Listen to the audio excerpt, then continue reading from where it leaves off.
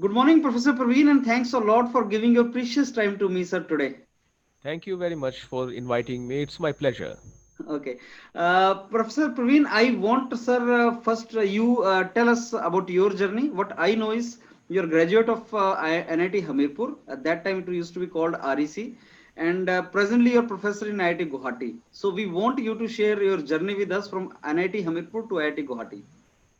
Oh, well, yeah. So today people call it NIT Hamirpur, but I still like to fondly remember as REC Hamirpur. So, yeah, I joined REC Hamirpur in 1994 in the electrical engineering and was a graduate of 1998. And I think that was the most wonderful time, very formative years, made beautiful friends, and we traveled that journey together. We learned together. I think that was the thing which I always fondly remember and recall, the nice time that we had together. And after graduating from Hamirpur, I went to IIT Delhi for MTech in energy studies. And during that time, there was a program, the DART exchange program between the German universities and IITs. And it was just a new program. So our batch was the second batch which was eligible for it from the IITs. And I opted for that. Went to Germany for doing my master's thesis for 9 months. So went there in 99 June, and that was again a beautiful period because when I went to Germany, I think the first thing which struck me was the level of discipline and the commitment that people have, and I somehow liked it very much. So Okay. after my completion of the project work in Germany, came back to India, to IIT Delhi, did my defense and went back there. And eventually I joined the automobile industry in Germany and stayed there for almost a decade and worked there. And I think that became my second home. So I still fondly remember Germany to be my second home. So those are the two very beautiful places in my life. One is Hamirpur and the other one is Germany. Okay.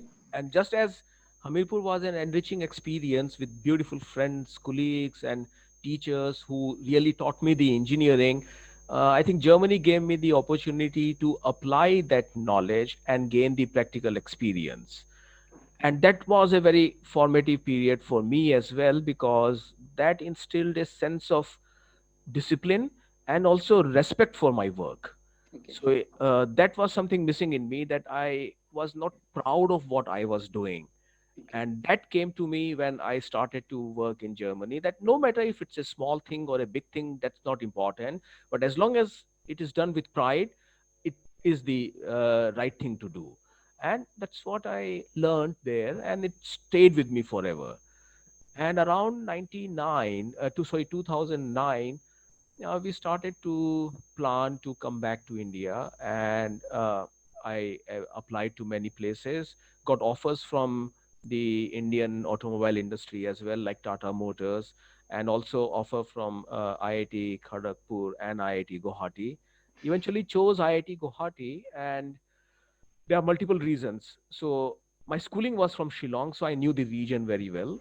That's one factor. The other factor was that IIT Guwahati told me that they would be starting a new discipline, BTech in EEE. Earlier, Okay. the department was known as ECE, Electronics and Communication Engineering, and there was only BTech in ECE. They were about to start a new BTech program in Mm. EEE, Mm. and told me that I would be the first faculty to join in that, and said that you will have to establish all the labs and also mentor the students. But they did warn me that I would be alone for some time. Okay. That was a challenge, and I thought that, yeah, let's try it. I mean, it's always good to start something from scratch. Yeah. I always like that. Mm. So I joined here and started building the labs one by one. So established the machines lab. Uh, I think it was work from scratch. From scratch means from working with the engineering cell on the drawing of the buildings, to the layout of the rooms, to working with the drawings of the furniture, to power supply, to work with different vendors, to monitor the process of installing cabling and plugs and so on and so forth. I mean, I was involved in each and every step, which gave me pleasure, no doubt about that. And it was tremendous learning, because those were the things I never did in my life. But it was a good learning. Many mistakes were made, but with each mistake, we got better and established a very beautiful machines lab. And once that lab was done in, I think it took us almost couple of years till everything was in place, and we started to get the first set of equipments.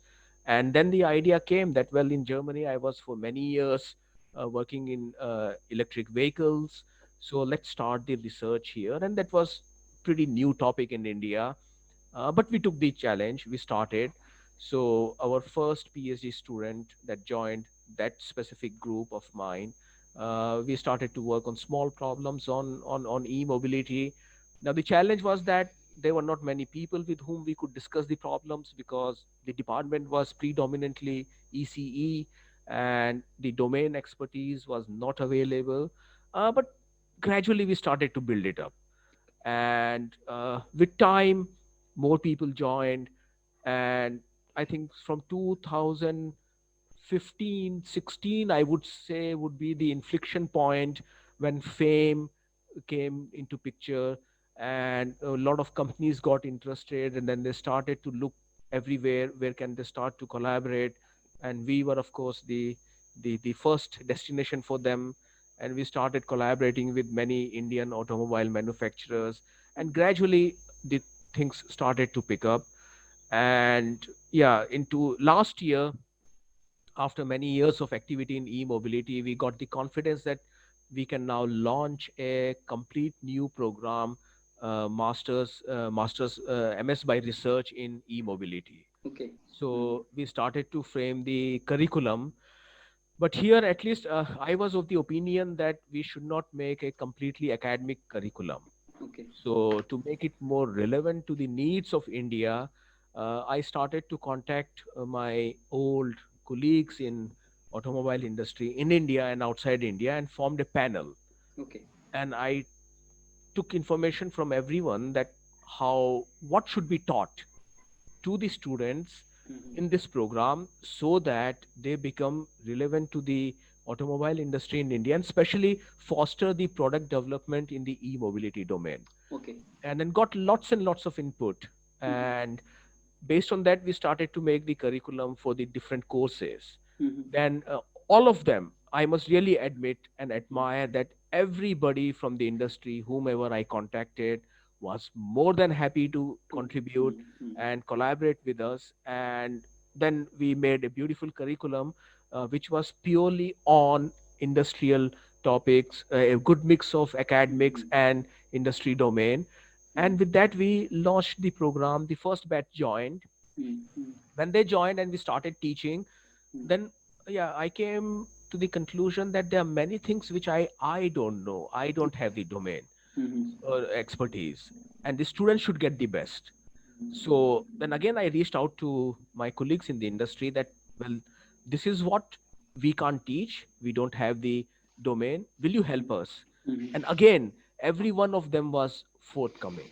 And then we started a series of industry lectures, and they used to be held every day for 1.5 hours. And they would pick up very specific topics Okay. on which we could not deliver the lectures.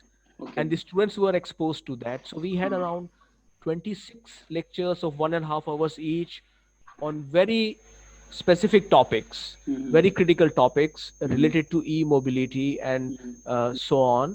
And that was again an enriching experience. Okay.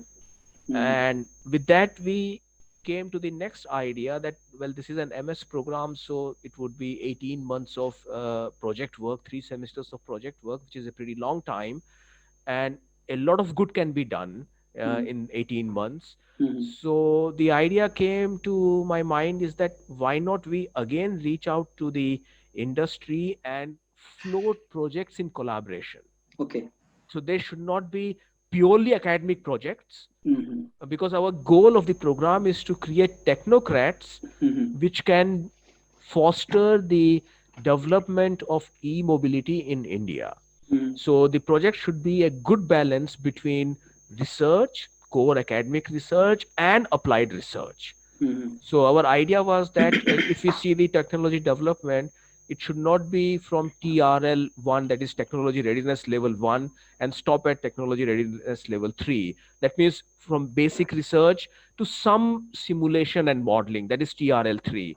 But Mm-hmm. our goal is that can we go to TRL 6 or 7, Mm-hmm. which means we build prototypes, Mm-hmm. working prototypes, working demonstrators. So Mm-hmm. if we go to TRL 6 or 7, then we need a lot of hand holding from the industry partners as well, because Mm-hmm. prototyping is a different domain altogether. So Mm-hmm. our goal was that every project should transcend from TRL 1 to TRL 6 at least. That means a Mm-hmm. demonstration, a Mm-hmm. demonstrator ready project. Mm-hmm. And we reached out, and again, all of them were very cooperative. They came up with nice project ideas. Mm-hmm. I discussed with my colleagues here in the department. So this program is jointly offered by Mechanical and Triple E. Okay. So Mm-hmm. I spoke to my colleagues in both the departments, mapped their interest with the interests of the industry, and then Mm-hmm. this joint project started to come up. And then we did all the paperwork of signing MOUs, NDAs, and so Mm-hmm. on. And now from next week, from 5th January, the students would start to work on those projects. Okay. So actually in this we broke many conventions of how a new master's program is Runs. created or Mm-hmm. run and so on. So from Mm-hmm. day one we involved the industry in a big way, and I think, yeah, it has been an exciting journey. Okay. Again, as I say, a lot of learning happened for me. I Okay. many things I didn't know. My level of ignorance got down a bit. So earlier, to start with, I was very ignorant about many things, but now I am better informed. So Yeah. yeah, it was a beautiful Yeah. journey, as I would Yeah. say. Yeah. Professor Praveen, it's great you after a decade of your stay in Germany, which is a beautiful country, and the beautiful universities you have visited, and you have worked also there in industries. You came back, and that is what India requires as of now. Very good people with good industrial exposure in faculty positions. Professor Praveen, I can see that your work is very enriched work you have done in e-mobility domain. I have some very specific things to discuss with you related to e-mobility, sir.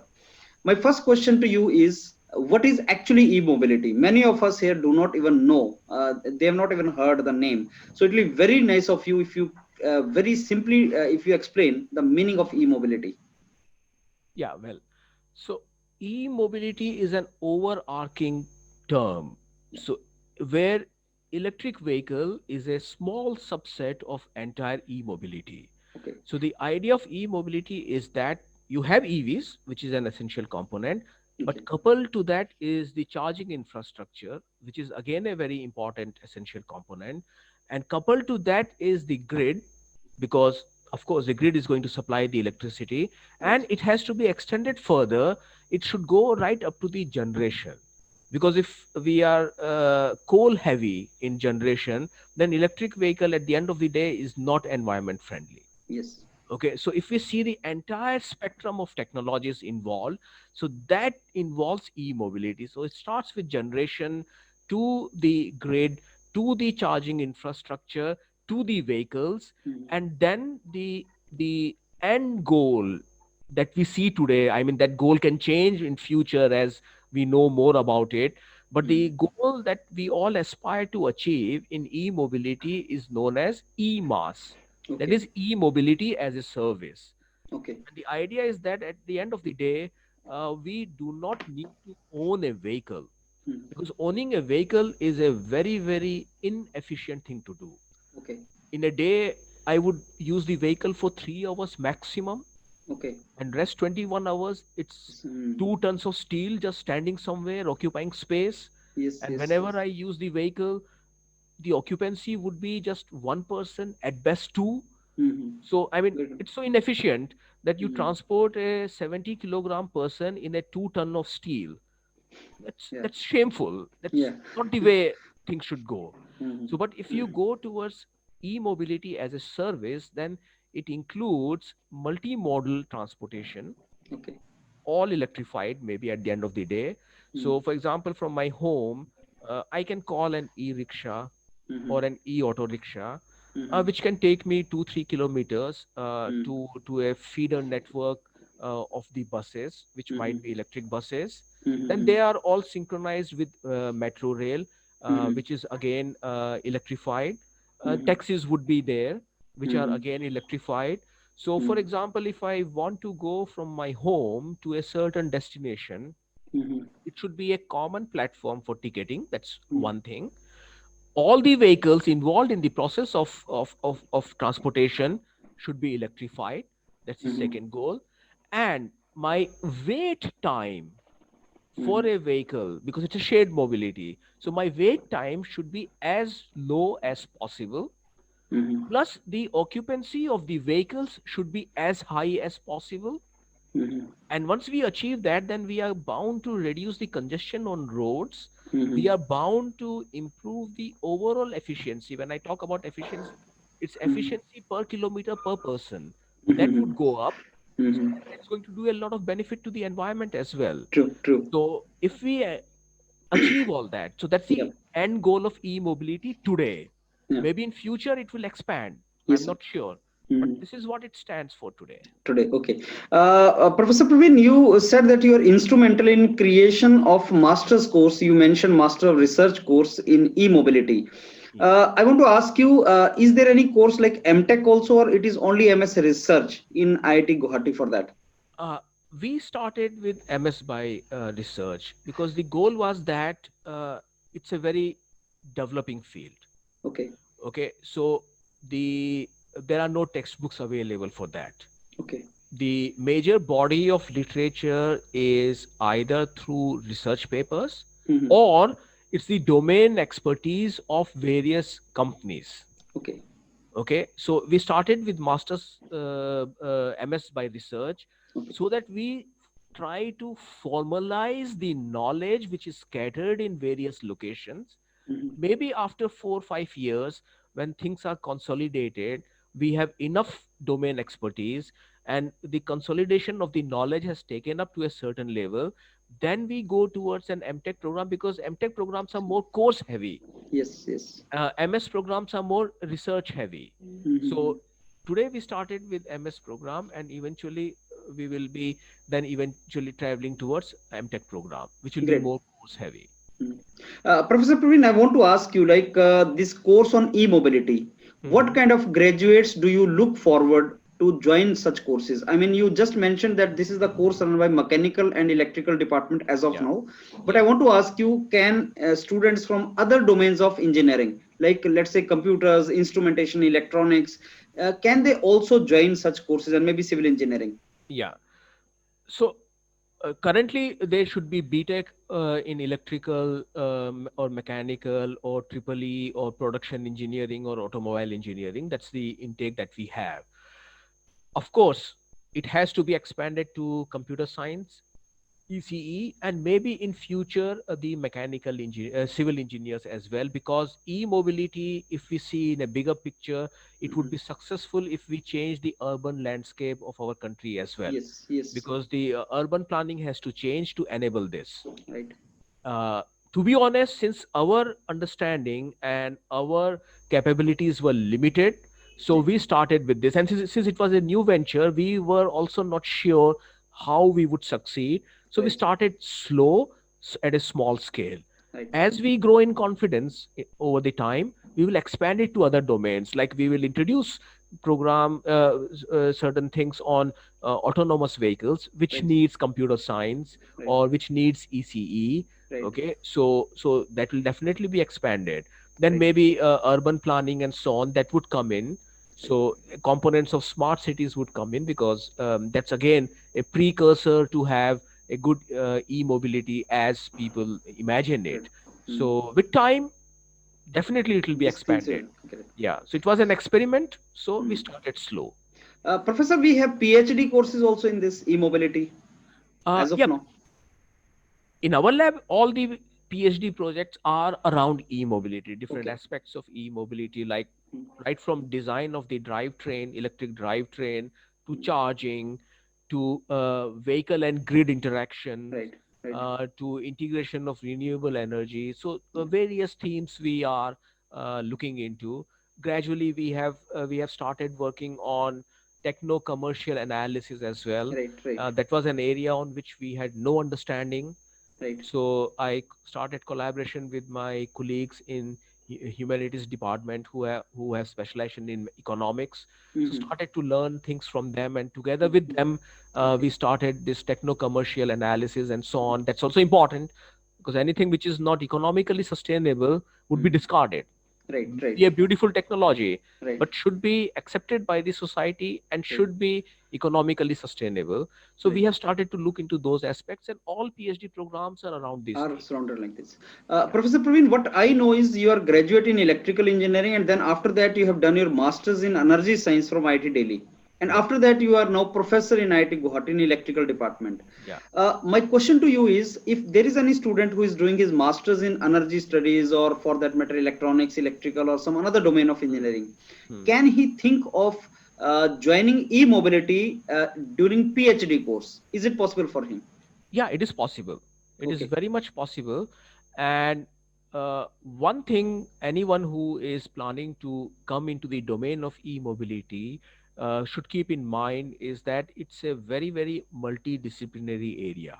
Yes. So at the end of the day, if one does a PhD or does a master's, okay, the student should have will have a solid foundation on mechanical aspects, on economic aspects, okay, to a large degree even on chemistry, because battery is chemistry, Yeah, which yeah. is the source of power. True. So just saying that I am an electrical engineer and I'll just look at this aspect of electric mobility, then it's useless. Mhm. So you have a core, let's say a core expertise, and around that core you will have to build many more expertise, True. and then you become a technocrat. And the Mhm. idea is that a person should become a technocrat who understands various dimensions of e-mobility, and then you develop a product which fits in that bigger umbrella. Yes. So a lot of self reading, should be there, and the person should be willing to learn something which they might not have studied, like chemistry. Yeah. After first year of BTech, no one would have read that, Mhm. That's electrical true. or That's true. mechanical engineers. But Mhm. we'll have to read now, and Yeah, we'll yeah. have to understand. It must So, be done. so Mhm. yeah, it has to That's be true. done. Yeah. Professor Praveen, you mentioned about e-mobility research going on in IIT Guwahati. I want to ask you, is the similar kind of research also going on in some other universities in India? Let's say other IITs. Yes, yes. Almost all IITs have research programs. Like Okay. IIT Delhi has a very focused research program. Then we have IIT Bombay, IIT Madras. So Okay. almost all IITs have. Okay. And I think that's less. Okay. Almost every major university and educational institution in India, technical education institution in India, should have. The Okay. demand is too high, Okay. and we have no technology in the country, Okay. and it should be a collective effort so that Okay. we march into this technology Yeah. with confidence. Yeah, Professor Praveen, largely my followers on this channel are engineering graduates who want to go for higher education courses and who want good jobs in industries and good career and maybe Hmm. entrepreneurship. My question to you is very specific. Number one, if some student goes for masters in research e-mobility, what Mhm. are the job prospects for him? Maybe campus placements. And second, what are the entrepreneurial opportunities available to him after this particular course? Yeah. So you see, the first batch of ours is yet to graduate. So we don't know. Maybe in 2022 we would know which companies came. But Okay. yes, our initial market analysis and the interaction that we had with all the industry partners in framing the syllabus is that the chunk of the jobs will be with tier one suppliers. Okay. Okay, because they make the technology. Okay. So major employers would be tier one, like companies like Continental, Valeo, Bosch, and so on. They are not automobile manufacturers, but they are suppliers to the OEMs. Auto. Hmm. So they are the major recruiters which we foresee. Then would come the tier two, and people who are very good in system integration, who can think at a system level, Hmm. they would be employed by the OEMs, because OEMs are system integrators. They get subsystems from various tier one suppliers, they integrate that, and then they have their vehicle which is Okay. launched into the market. Hmm. So people with strong systems engineering thinking background would go into the OEMs. People who are very good in technology development in a certain domain would go to tier 1 suppliers or to tier 2 suppliers. So this Mhm. is how I see the job opportunities for them. Okay. Entrepreneurship is definitely there, Mhm. okay, and it will expand Mhm. in future because this is a technology which is growing, Mhm. and in India we have a serious lack of in-house technology or Right. domestic technology. So that is definitely there, but the challenge with the entrepreneurship is that the product idea should be well thought through and well conceived. Yes. That's point number one. And then the execution plan should be thoroughly laid out. Mhm. And then, of course, it would Mhm. succeed. There is no reason why it won't succeed. But That's true. entrepreneurship, just for the sake of entrepreneurship, because everyone is doing so, I'll also do it, then I don't think so it will yield Very true. much of fruit. Very true. Professor Praveen, there are so many students in Indian universities who are not fortunate enough to have very good mentors and such developed new labs and all these new facilities.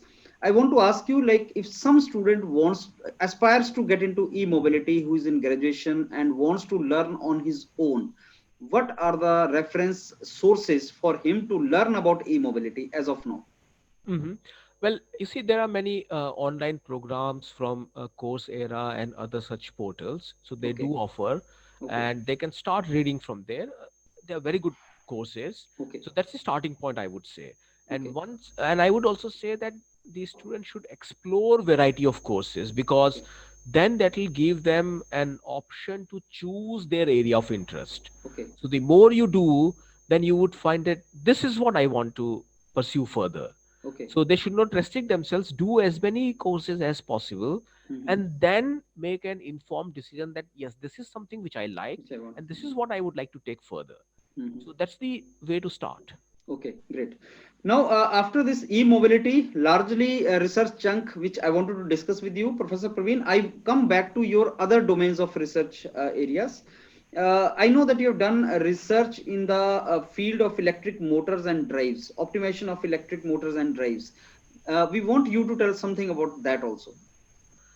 Well, that is also all targeted towards e-mobility. So nothing we do which does not fit in that broader framework. Okay. And the idea behind all this research on motor design and drives is that how can we make efficient next generation drivetrain for electric vehicles? Because if we Okay. see today Mhm. in India, whatever electric vehicles we have, the battery to wheel efficiency is hardly 60%. Okay.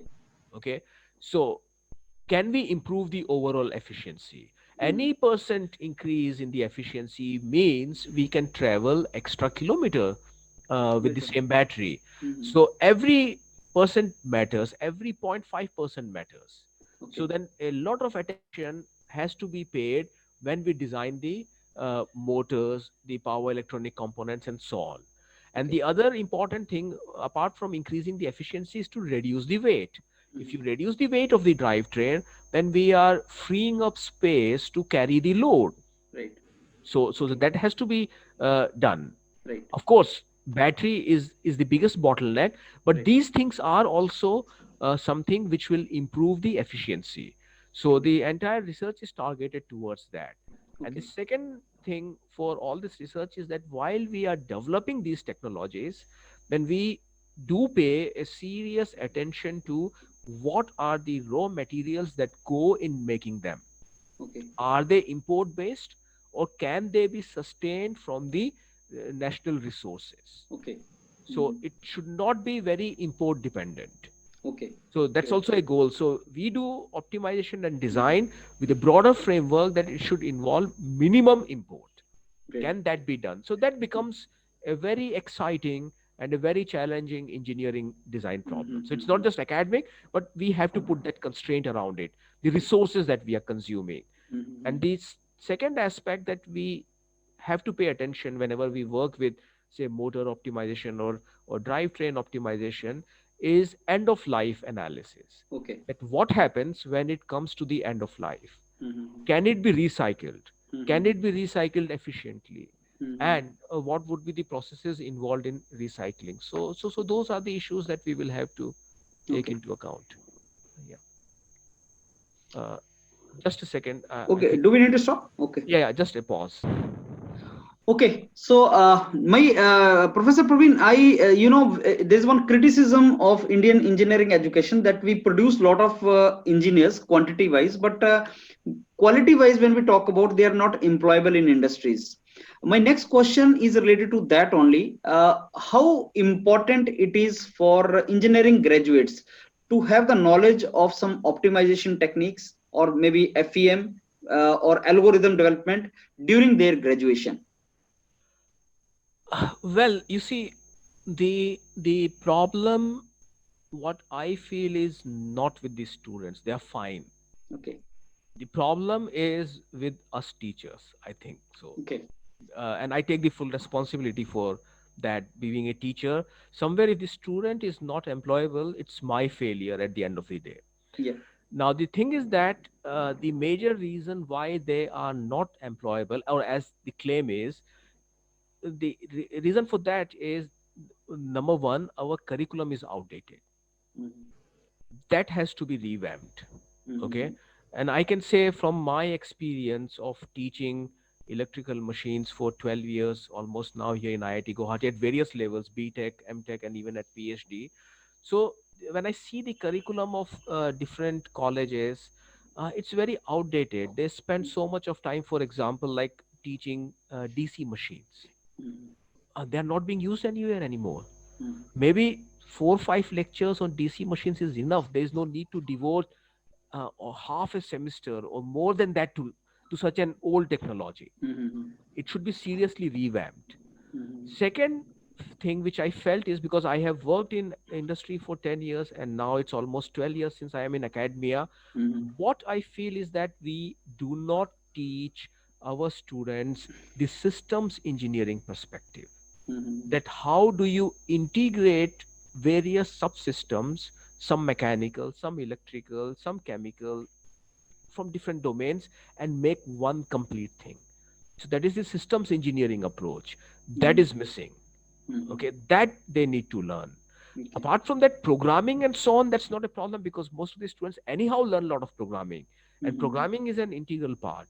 But the Mhm. major thing is we have to revamp the syllabus without Okay. question. And Mhm. the second thing is we need to introduce courses on systems engineering, system level thinking, system integration. All that should be taught. Mhm. And Mhm. also, what I feel is that over the years, the lab component in the curriculum has gone down. Mhm. Because if I remember my college days, every day, Monday to Friday, from 2 p.m. to 5 p.m., we were in some lab or the other. Mhm. Maybe not doing much, but at least we were with some hardware, fiddling Mhm. around, trying to do Mhm. something. Mhm. Today, if you see, there is no, the lab component has decreased. Mhm. That should be brought back, because eventually I think a good deal of learning and actual learning happens with experiments, It's because true. engineering is all about experimentation and observation. It's not an exact science. Yeah. It is still a lot of art, Yeah. Yeah. and It's that would true. come if you are exposed to more experiments, more labs. It's true. That should be enhanced, Yeah. Yeah. and then they will become employable. Great. Professor Praveen, you had a very enriched experience, industrial experience before you joined academics. So my next couple of questions are related to your that domain only. You had experience as a team leader of hybrid system group in drivetrains innovation, Netherlands. We want you to share your experience as team leader in that domain. Well, yeah, that was a very nice experience, even though it was very short, because after that I immediately joined IIT Guwahati, so I was there for 1 year in that role. But yeah, the team that we were in was of highly motivated engineers. It was a very small company, I Okay. think 20-25 people. It Hmm. was kind of a startup, Okay. and they were going into the electric drivetrain domain. And since I had experience in electric vehicles, so I joined there. And yeah, people were very exciting. And the good thing which I loved at least from the European context, was the level of debate that we used to have over a problem. So everyone and anyone was free to talk and put their views to anyone. Okay, and it would get heated arguments as well. I won't say heated, but rather passionate arguments, and Okay. that was allowed. And Mm-hmm. until unless we allow that in the Mm-hmm. Indian scenario, innovation won't happen. Because here, when we have some senior, the others tend to keep quiet. But that was not the case in Europe. So everyone could freely speak out with their ideas and passionately defend the ideas, and Yes. then the others can passionately counter the ideas. Both should happen. Okay, Mm-hmm. but that doesn't mean that we are disrespecting anyone. It Yeah. is within the limits of respect, and Mm-hmm. something which was there, and I always enjoyed that, a healthy debate. Mm-hmm. Without that, the It has to learning be. never happens. Great, great. It has to be there. Yeah. Professor Praveen, you are also co-founder of Elmo SCAD GmbH Germany. If maybe if I'm Yeah, yeah. correct to pronounce this, we want you to tell us something about that, in which you are co-founder. And can you be co-founder of some company, being professor in IIT Guwahati? Oh no, this company we founded in 2006 when I was in Germany. So Okay, yeah, yeah, and that was a company where we made softwares for simulation of electrical machines. okay. Mm-hmm. And there was a lack of such softwares, especially Mm-hmm. because in Europe the electric vehicles were catching up Mm-hmm. from 2002 2003 onwards. Mm-hmm. So there was a need to develop specialized softwares which can be applied to developing motors for EV domain, and there was a market gap, and we Mm-hmm. tried to fill that market gap, and we developed this software. The company is still there. Okay, I'm no more a part of the company after joining okay. IIT Guwahati. Eventually, Mm-hmm. I came out of it. It's still Mm-hmm. there. I'm still in touch with all my colleagues there. They still do good work, and whenever needed, I also gave my inputs about Mm-hmm. what we are doing here, and maybe it can be translated into the software and so on. So the relation still continues. People come to India from Mm-hmm. that company. I Mm-hmm. visit them as often as possible. At Okay. least I try to do that once a year. Mm-hmm. So yeah, it It's a was a good learning experience. I also went for sales activity. That was something mm, which I did for the first time in my life. okay. So with my senior colleagues, I went on sales tour to various companies to pitch the software, to explain why it might help them in their development Mm, work and mm, so mm, on. So mm, that was again a unique experience. Selling something mm, honestly is a very mm, tough job. That's true. And That's true. Professor Praveen, I want to discuss a very, very important thing with you. That is, industry academia interaction is a term which we are listening for the last, at least since I got started getting graduated. We are listening it. It's a very old thing actually. And you just told us about you that you have gone to many industries and they are very, very cooperating and all. I want to ask you how important it is for a professor like you or faculty like you in the premium institute to outreach to the industries. How important it is. I think it's as important as me teaching a course in a Yes, classroom. It's no yes, less important. yes. Because you see, any educational system, technical education system, Mm, like IITs or NITs or any technical university, has three major stakeholders. One is the student, the yes. second is the faculty, and Mhm, third is the industry who is eventually going to hire those students. yes. And all three should work together Yeah. and should develop things together. Yes. Otherwise, the vehicle won't move. These are Yeah. all Yeah. Yeah. essential, like four wheels. I mean, It's a you need win-win all of collaboration them. actually. It has to be done. And Yeah. I don't think so it is any less important than my standing in the classroom and teaching to the students. Is equally Yeah. important, Yeah. and Yeah. should devote as much time as I do to my teaching to this activity as well. Yeah. Professor Praveen, I had interaction in the past with some of the visionaries of our nation. I quote some of their statements. When I interacted with Director IT Delhi, he said, "Why can't Lakshmi come to Saraswati?" And he was referring to faculties and image of the faculties being not very rich. I mean, the faculties in system getting government salaries, and why can't they run the projects and earn money and get and rich also? Something Hmm. like in abroad or foreign nations. That is Hmm. one concept he said. Hmm. Second, I would like to quote a director of IIT Gandhinagar, Professor Jain, who told that yes, faculties join these premium institute for their different urge. So it may not be always expected them to start doing the projects for earning or something always. Now, my question to you is this, Professor Praveen, like you're a faculty, you have capability to resolve the problems of industries and in the process earn for your institute and earn for you also. And you can basically run a company also for you. What is your take on this entire situation? Can a faculty run a company, earn money through the projects, give that money to the institute also, and get some money for him also, and in the process not only solving the industry problem but also the students who will be working on such projects, they will automatically get trained for entrepreneurial things or something like that. So how do you see this entire situation here?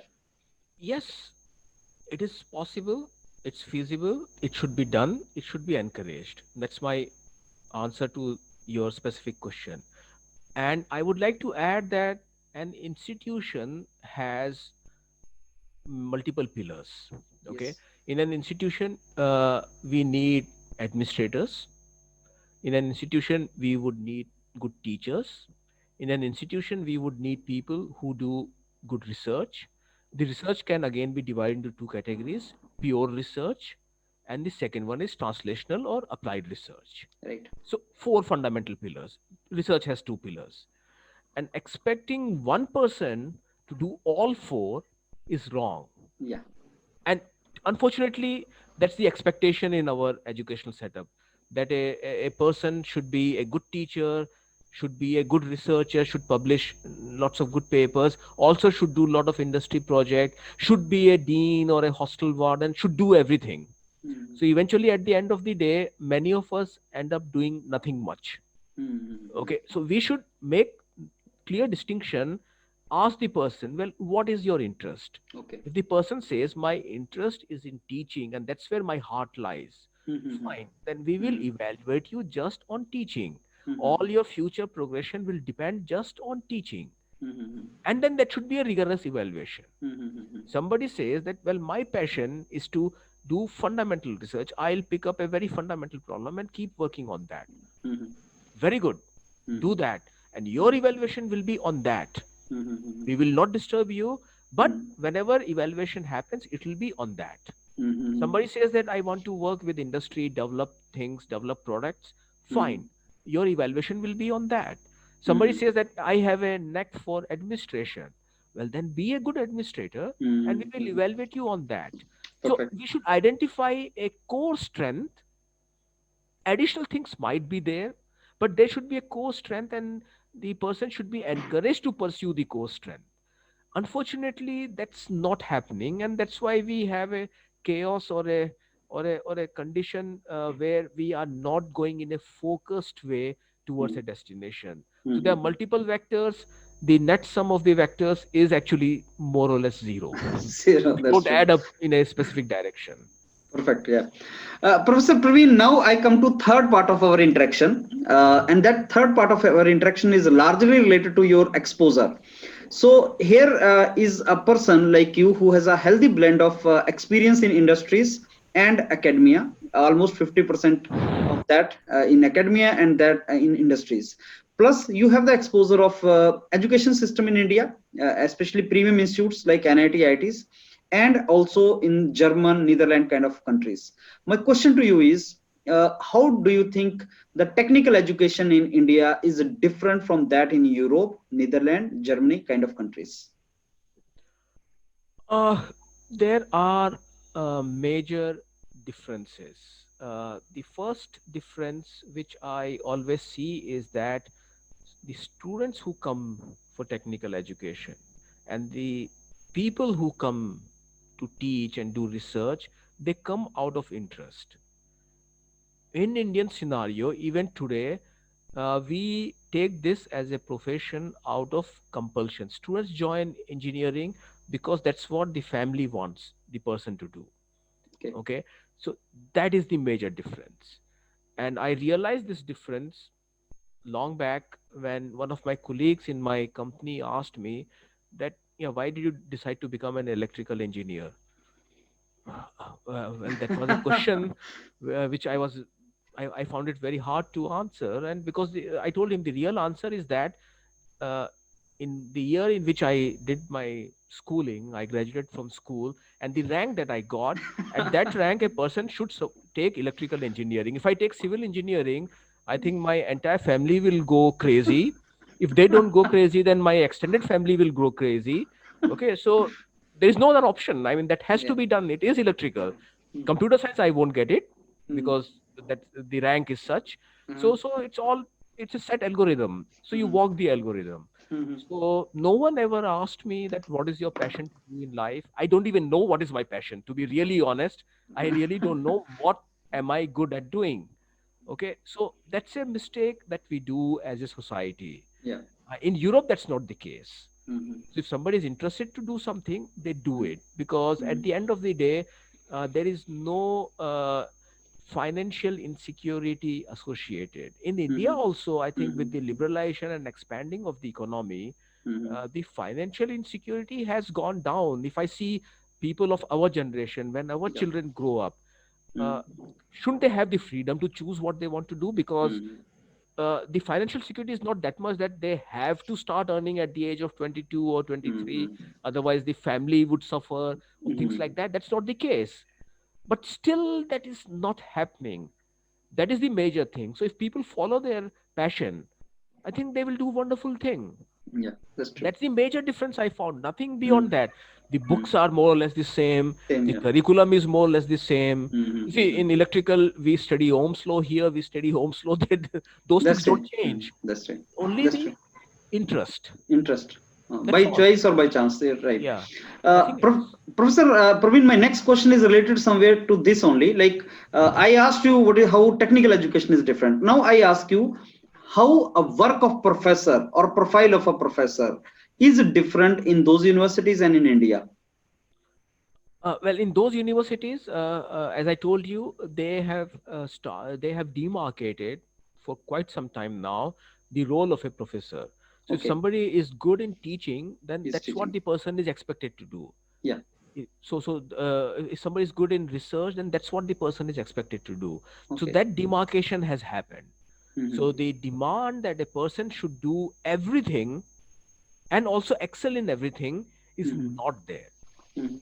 So that creates a difference, because then people who are good in teaching and that's what their passion is, then their classes are wonderful. I mean, the the way the 1 hour goes, you won't even realize the time just flies by. You are so immersed in their lecture because they love it, they want to do that.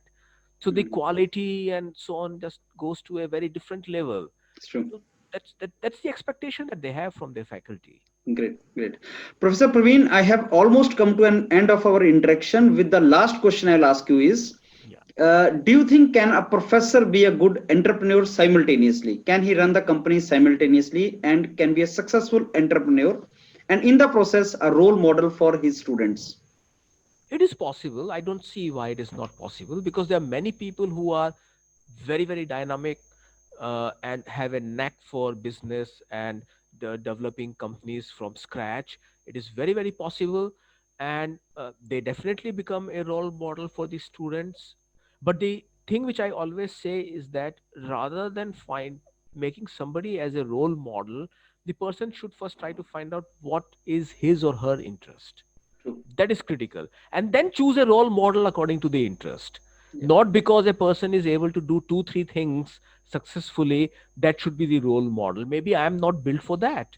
Maybe that's Mhm. not my capability. That's not my strength. So why Mhm. should I make that person as my role model? The Yeah, role yeah. model should be based on my interest. That's what the student Mhm. should aim for.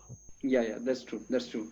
Professor Praveen, I'm really thankful to you, sir. You gave your precious time to me today and wonderfully explained all the interaction points which I shared with you. Thank you. Thank you very much for having me on your talk. Thank Thank, you.